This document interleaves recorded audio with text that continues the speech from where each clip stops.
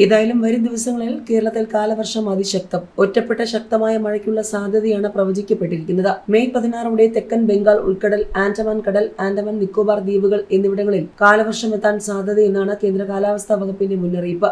തെക്കു പടിഞ്ഞാറൻ ബംഗാൾ ഉൾക്കടലിനും അതിനോട് ചേർന്നുള്ള മധ്യ പടിഞ്ഞാറൻ ബംഗാൾ ഉൾക്കടലിന് മുകളിലായി ശക്തി കൂടിയ ന്യൂനമർദ്ദം നിലനിൽക്കുന്നു. 2026 മെയ് 14 മുതൽ 17 വരെ കേരളത്തിൽ ഒറ്റപ്പെട്ട ഇടങ്ങളിൽ ഇടിമിന്നൽ കാറ്റോടുകൂടിയ ശക്തമായ മഴയ്ക്ക് സാധ്യത നേരത്തെ പ്രവചിച്ചിരുന്നു.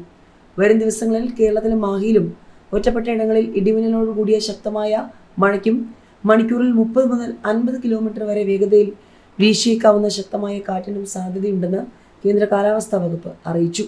24 മണിക്കൂറിൽ 64.5 മില്ലിമീറ്റർ മുതൽ 115.5 മില്ലിമീറ്റർ വരെ മഴ ലഭിക്കുന്ന സാഹചര്യത്തെയാണ് ശക്തമായ മഴ എന്നതുകൊണ്ട് അർത്ഥമാക്കുന്നത്.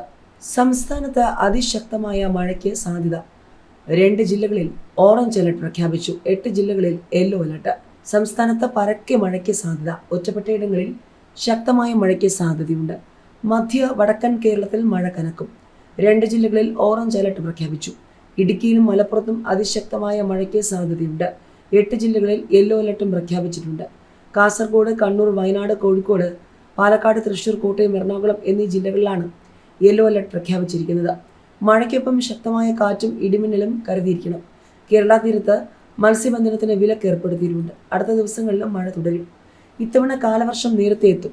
മെയ് 26 കേരളത്തിൽ തെക്കു പടിഞ്ഞാറൻ കാലവർഷം എത്തിച്ചേർന്നേക്കുമെന്ന് കാലാവസ്ഥാ നിരീക്ഷണ കേന്ദ്രം അറിയിച്ചു. 4 ദിവസം നേരത്തെ ആകാനോ വൈകാനോ സാധ്യതയുണ്ട്.